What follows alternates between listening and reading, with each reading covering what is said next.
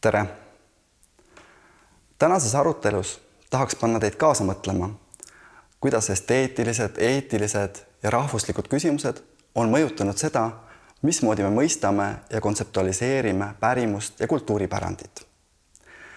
Eetiliste küsimustega on seotud muidugi ka moraaliga seotud küsimused, nii et puudutan oma jutus ka seda külge.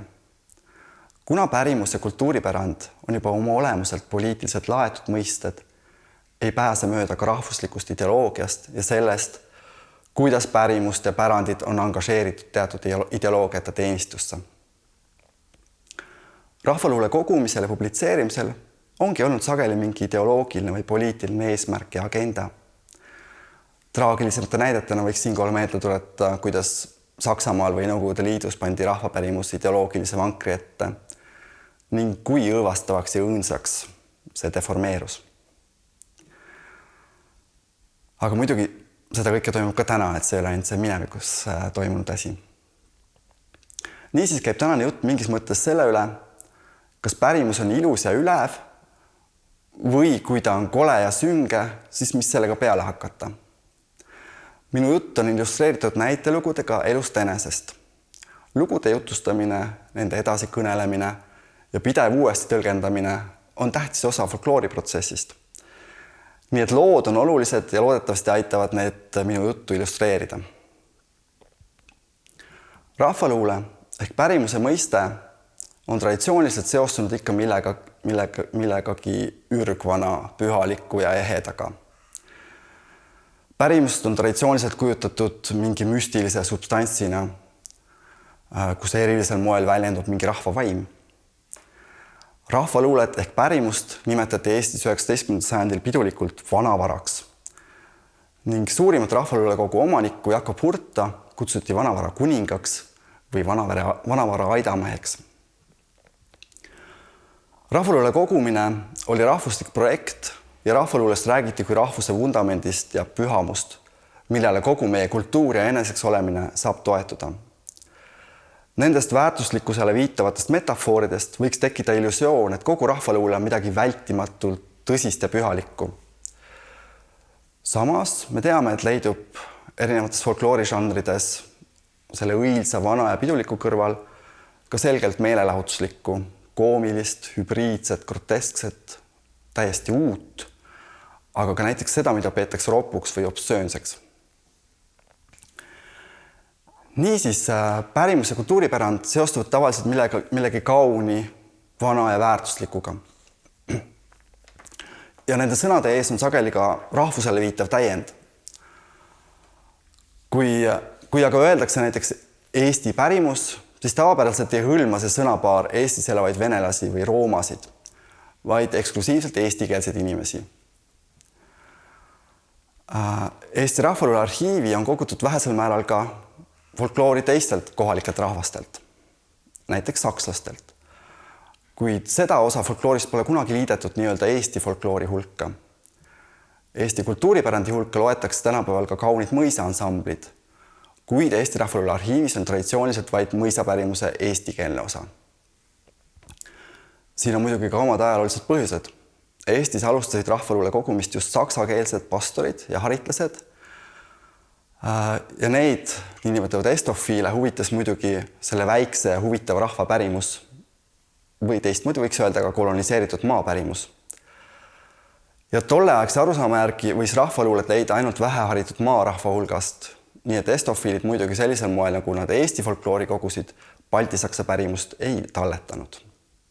Eesti folkloristika ajaloos ongi traditsiooniliselt eelistatud eelkõige oma pärimuse kogumist, kuna rahvaluulet on ikka seotud rahvuse ja selle ajalooga ning tuleviku kindlustamisega.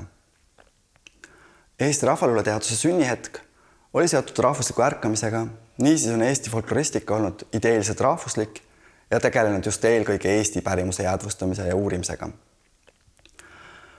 Eesti folkloristid on oma rahvast etniliselt ühtsena tajunud ning see etniline ühtsus on laienenud ka niinimetatud hõimurahvastele,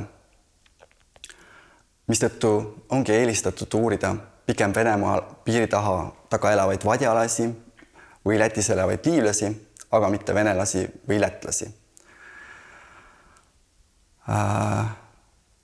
siis huvitav on setode näide. Setosid on uuritud ja kogutud nii-öelda Eesti omaenda muistse teise või lähedase hõimurahvana. See, et setosid on peetud nii-öelda omaks, et nad on paigutatud omade hulka, et see on taganud Eesti folkloristide pideva teadusliku huvi setode vastu ja seetõttu võivad setod olla õnnelikud, et nende pärimust on küllaltki hästi jäädvustatud. Pärimust, mida kuskil laval või mõnes meedias esitatakse Eesti pärimusena, on tavaliselt kohandatud selliseks, et see sobiks kaasaegsele maitsele ja eelistustele. Kuigi räägitakse sageli autentsusest ja ehtsusest, on alati toimunud mitmeid sõelumis- ja kohandamisprotsesse. Alates nendest valikutest, mida tehakse välitöötajale rahvaluulet kogudes, algab see selekteerimine. Selekteerimine ja kohandamine jätkub arhiveerimise või publitseerimisega seoses. Perioodil, mille Eestis hakati pärimust uurima, olid folkloristid üldiselt veendunud, et tõeline rahvaluule on suuline, ruraalne, etniline ja paganlik ning seetõttu ei peetud vajalikuks koguda ega uurida hiljutist või sekundaarset rahvaluulet. See tähendab kirjalikku, linlikku, võõrast päritolu või näiteks ka kristlikku osa sellest. Iseloomulik on näiteks moraali küsimus, mis on jätnud ühe olulise osa Eesti pärimusest peitu. Kuigi rahvaluule arhiivi on kordades rohkem kogutud nii-öelda roppusi sisaldavaid regilaule kui hällilaule, selle kohta on kirjutanud suurepärase artikli Mari Sarv,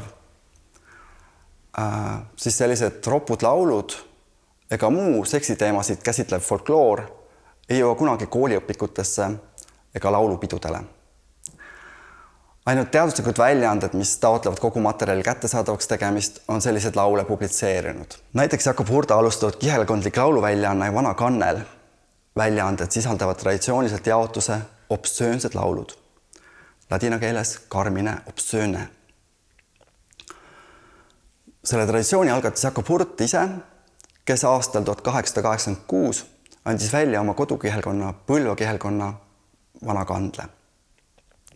Sellesse Vana Kandlesse pani ta teaduslikul eesmärgil ka laulud, mis sisaldasid roppe sõnu, näiteks pulmas toimunud sõimamised. Muidugi see, et Hurt avaldas need pulma sõimamisi ja lorilaule, tõi talle kaasa suuri pahandusi oma kolleegide kirikuõpetajate hulgas.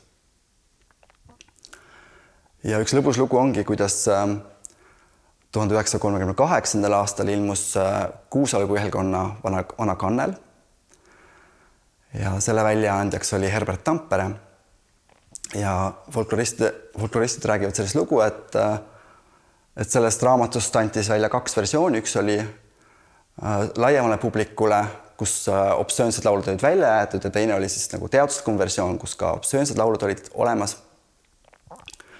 Ja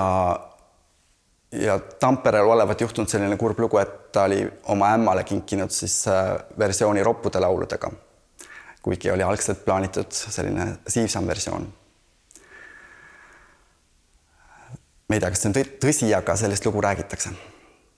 Ütlesin ennist, et seksuaalsfääriga seotud laulud ei jõua ilmselt kunagi laulupeole.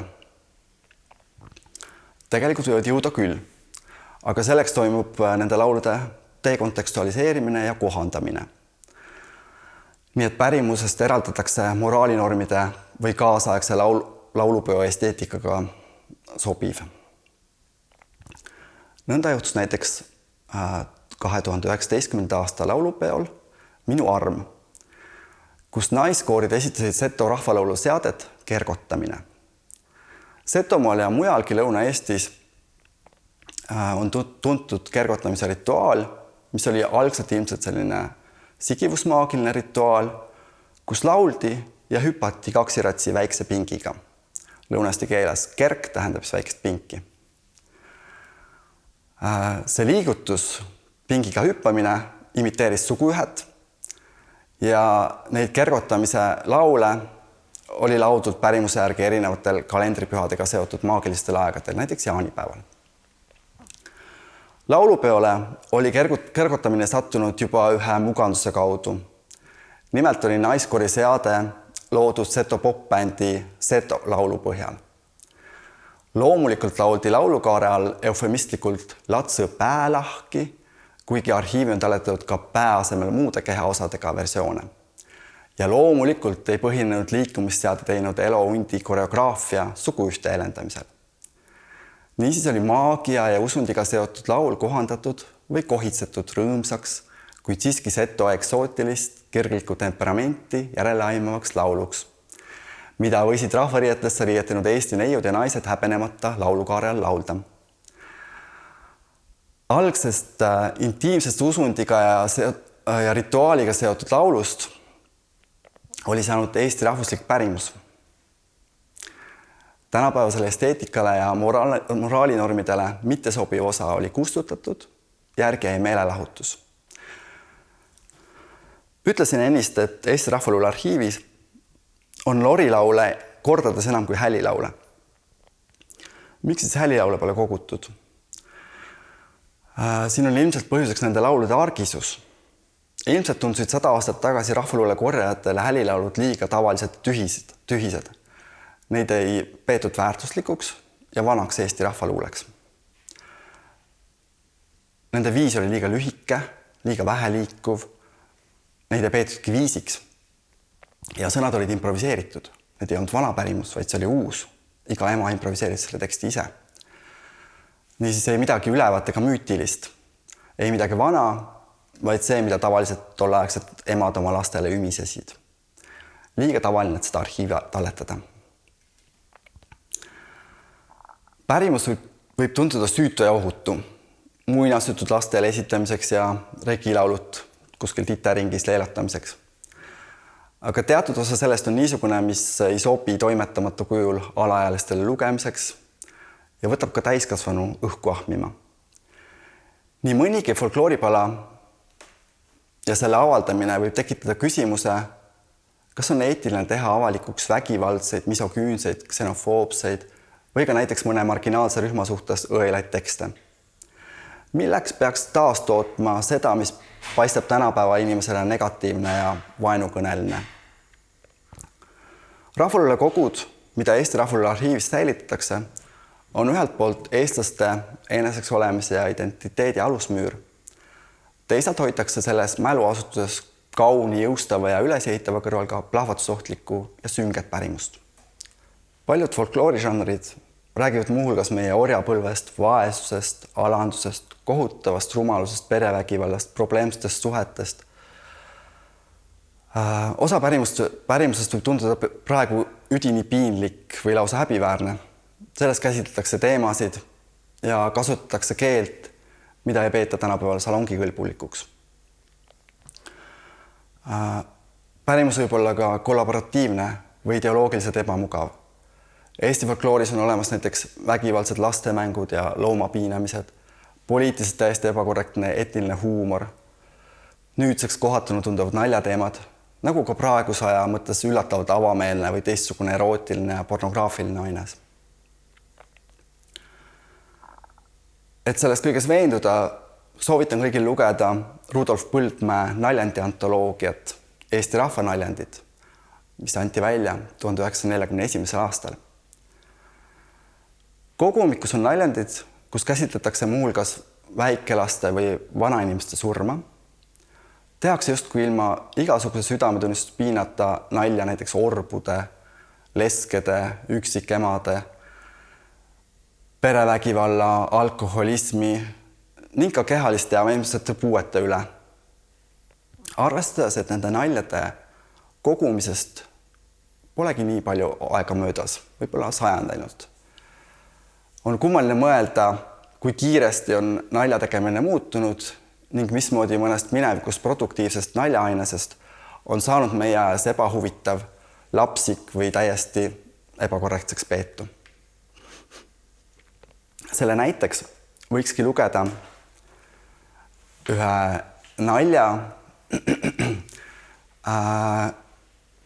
mille tüübiks on lapse surm. Ja See on kogutud siis 1898. aastal Raplamaalt. Laps pannakse karistuseks lume peale. Hiidlase naine keetnud leent. Toa uks olnud lahti, aastane laps roninud üle ukse õue. Naine olnud teisega hädas, ei või lahti lasta.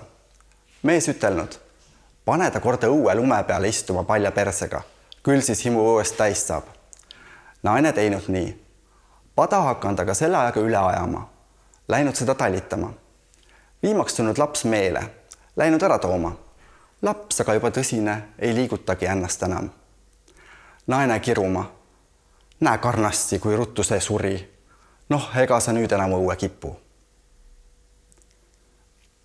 See oli naljand, palun naerge. Osa folkloorist ja eriti rahvausundist või näiteks ka rahvameditsiinist on selline, mis võib olla tervisele ohtlik või ka lihtsalt taastoota mingeid norme, mis tänapäeval pole relevantsed ja justkui ei sobi tänapäevasesse maailma. Osa folkloorist on aga lausa seadusega vastuolus. Näiteks on kogu Lõuna-Eestis tuntud niinimetatud ussiviina valmistamine. Selleks püütakse rästik pudelisse, valatakse viin peale ja lastakse seista. Ussiviina kasutatakse nii seespidiselt kui välispidiselt. Ja need hädad, mida ussiviinaga ravitakse, on väga erinevad. Mõned neist on kurjast silmast saadud, aga teised on väga tavalised haigused. Ja seda ravimit võib kasutada nii inimene kui ka koduloomade raviks võib seda kasutada. Ussiviina valmistamises ja kasutamises oli palju lokaalseid eripärasid. Minu vanaema Kalkuni Linda ussiviin näiteks oli selline, kus viina sees oli ainult rästiku pea.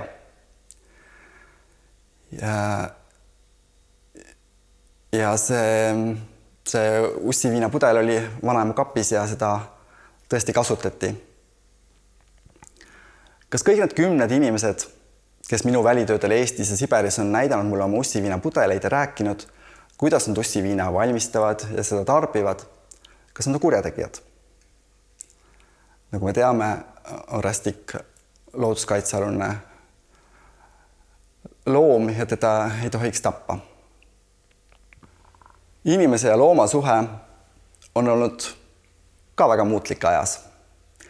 Ja nii ongi meie pärimuse hulgas osa sellist pärimust, mis tänapäeval tundub täiesti ebakorrektne või kole.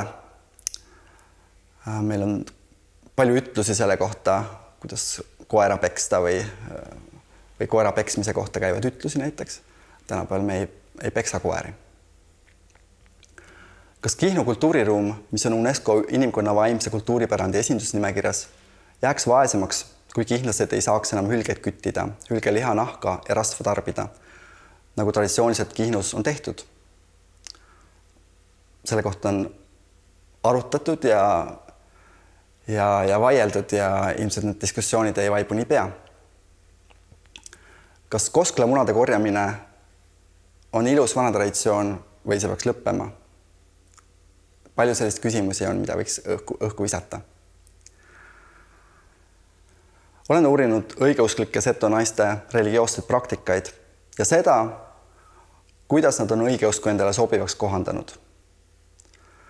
Õigeusklikud seto naised on näiteks uskunud, et ei tohi kirikusse minna, ei tohi lahkunuid mälestada, ei tohi ikooni suudelda, ei tohi küünlaid süüdata, kui neil on päevad. Lihtne oleks näiteks välitöödel sellist menstruatsioonitabu kuuldes otsustada, et ma ei taha selle osaga pärimusest tegeleda.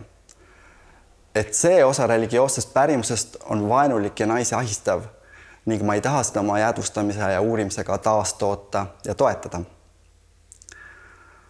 Samas, kui heita kõrvale need tabud, mis meie kultuuris on näiteks menstruatsiooniga seoses või sellega seotud pärimusega ja vaadelda seto naiste pärimust sellisena, et seal on menstruatsiooniga seotud rituaalid, tabud ja uskumused, siis see annab terviklikuma pildi seto naiste kultuurist ja ka usundist.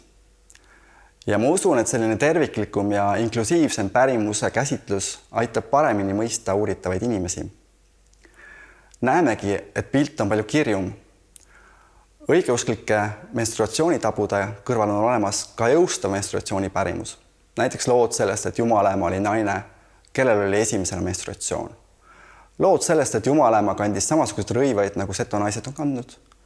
Ning lood sellest, et maailm püsib seni, kuni seto naised neid riided veel kannavad. Samamoodi tasub mõelda, et kui me näiteks unustame osa pärimusest, siis see vaesustab seda meie arusaamist pärimusest.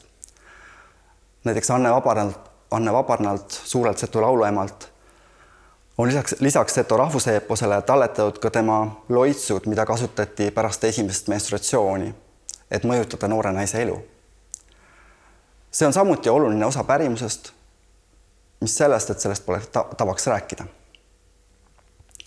Ja ma arvan, et paremini mõista Anne Vabarna loomingut on väga oluline tunda ka seda osa sellest. Võikski hakata tõmbama kokku seda juttu. Ja pärimuse kultuuripärand on suuresti konstruktsioon. Iga pärimuse jäädustaja teeb iga kord välitööl olulise otsuse, kui ta vajutab salvestusaparaadi pausinupule. Ta otsustab, mis on väärt jäädvustamist ja mis mitte.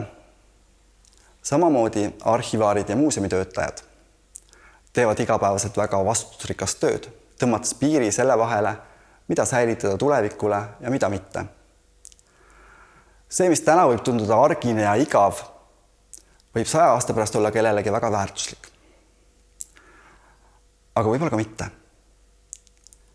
See, mis täna tundub obsöönne ja pornograafiline, võib olla 100 aasta pärast millekski väga oluline. Pärimus on alati olnud seotud poliitikate ja ideoloogiatega. See on sageli rõhutatult rahvuslik ja seda on lihtne ära kasutada.